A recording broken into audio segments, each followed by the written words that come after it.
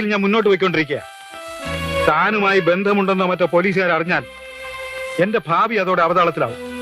അപ്പോ അനന്തൻ ഇവിടുന്ന് പോണം. പ്രഭാകരാ, പതുക്കെ. എന്റെ ഭാര്യയെ ഞാൻ ഈ പത്രം കാണിച്ചിട്ടില്ല. എന്റെ രഹസ്യങ്ങളൊന്നും അവർക്ക് പോലും അറിയില്ല. എന്നെ ആപ്പിലാക്കാതെ അനന്തൻ എത്രയും പെട്ടെന്ന് ഒന്ന് സ്ഥലം വിടണം. ആ പഴയ പ്രഭാകരൻ തന്നെയാണോ ഈ സംസാരിക്കുന്നത്? 7 വർഷങ്ങൾക്ക് മുമ്പ് വിജയവാഡയിലെ കാസിനോ ഹോട്ടലിൽ വെച്ച് മാർവാടിയെ തല്ലിച്ചതച്ച് ഇടയിലുണ്ടായിരുന്ന 4 ലക്ഷം രൂപ നമ്മൾ പങ്കിട്ട് ആ സൗഹൃദമൊക്കെ താൻ ഇത്ര പെട്ടെന്ന് മറന്നോ? പഴയ കാര്യങ്ങളൊന്നും പറഞ്ഞ് നേരം കളയണ്ട. ഞാൻ കുറച്ച് രൂപ വേണമെങ്കിൽ തരാം. രൂപയല്ല എനിക്കിപ്പോ ആവശ്യം, ഒളിച്ചിരിക്കാൻ ഇടവാ. ഇന്ത്യയിൽ ഒരിടത്തും എനിക്ക് രക്ഷയില്ല. താൻ എനിക്കൊരു കള്ള പാസ്പോർട്ട് സംഘടിപ്പിച്ചതാ. ഞാൻ വല്ല മലയാളിലോ സിംഗപ്പൂരിലോ എവിടെങ്കിലും പോയി വല്ല കൂലിപ്പണിയും ചെയ്ത് ജീവിച്ചോളാം. അതൊന്നും പെട്ടെന്ന് നടക്കുന്ന കാര്യമല്ല അനന്ത. എന്നാ ഞാൻ ചെന്ന് പോലീസിന് പിടി കൊടുക്കട്ടെ? അതാണ് നല്ലത്. ഒരു കള്ള പാസ്പോർട്ട് സംഘടിപ്പിച്ചാൽ ഞാൻ ഈ വീട്ടിൽ നിന്ന് പോകത്തില്ല.